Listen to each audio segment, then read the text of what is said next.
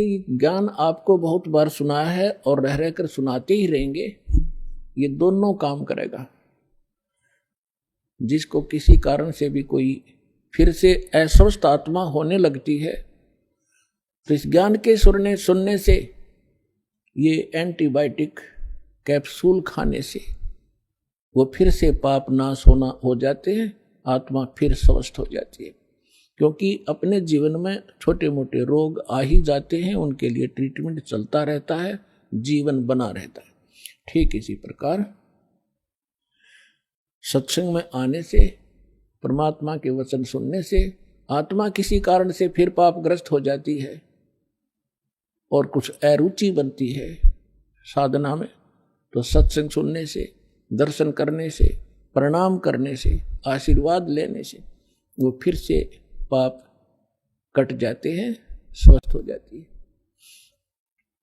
तो इसलिए आप जी ने सत्संग को रह रहकर सुनना चाहिए, एक सत्संग की तरह सुनना चाहिए। समय निकालो, घर पे कभी बैठे हो, छुट्टी हो, सत्संग चलाओ, एकाग्र चित्त से सुनो, एक एक वाणी पर ध्यान दो, क्या कहा जा रहा है। फिर उसको को छोटी मोटी मन में दोष होता है तो फिर वो तुरंत सेट हो जाता है। तो प्रसंग चल रहा है कि वो परमात्मा इस यथार्थ ज्ञान को देने के लिए स्वयं ही आते हैं। सभी वेद प्रमाण करते हैं। ऋग्वेद मंडल नंबर 9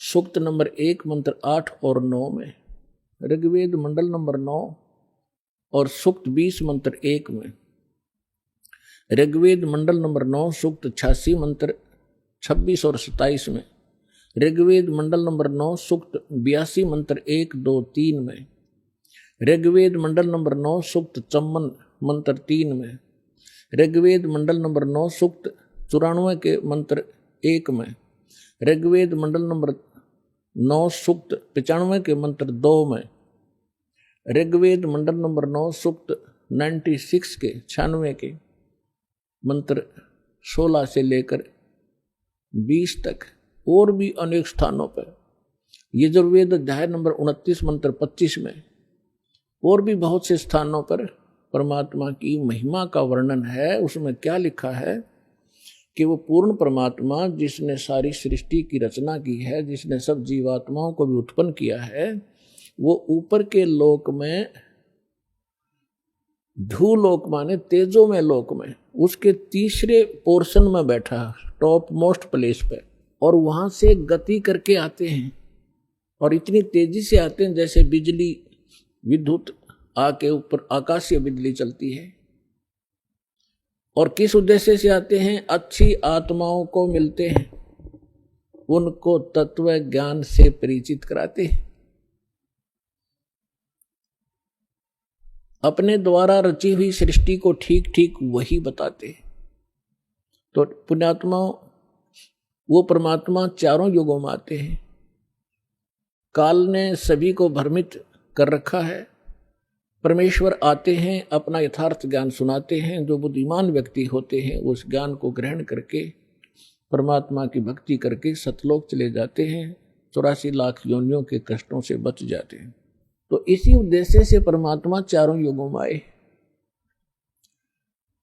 चारों युग में मेरे संत पुकारे, कूक कहा हम हेल रे, हीरे माणिक मोती बरसे, ये जग चुगता डेल रे। परमेश्वर कबीर साहब जी कहते हैं, हम चारों युगों में आए और चारों युगों में मैंने अपनी प्यारी आत्माओं को ये ज्ञान सुनाया।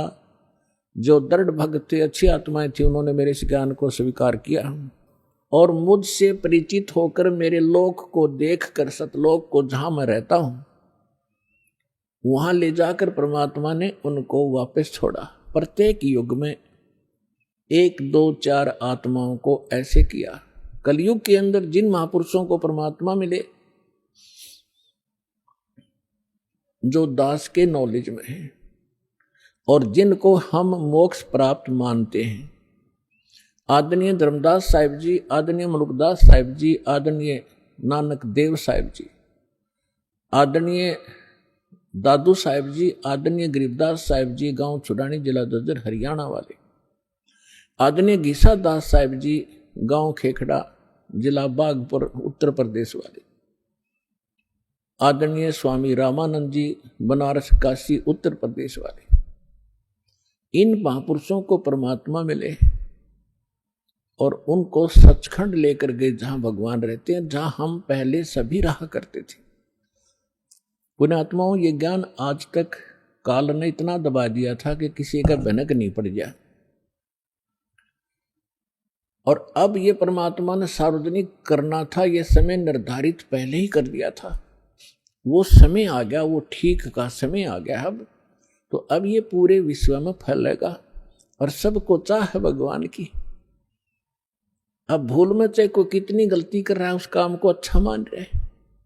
कोई कसाई है, बकरे काटे, गायें काटे, भैंस काटे, तो वो भी नहीं मान रहा है। ठीक है, दादा करे था, परदादा करे, यही काम कर रहा था और पिताजी भी यही कर रहे थे, कोई नो प्रॉब्लम।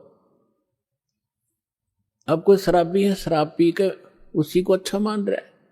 कोई रिश्वत लेता है, बड़ा अधिकारी बनकर बड़ा आनंद मान रहा है। जब उसको ज्ञान होगा, ये जहर दिखाई देगा और छुए भी नहीं का।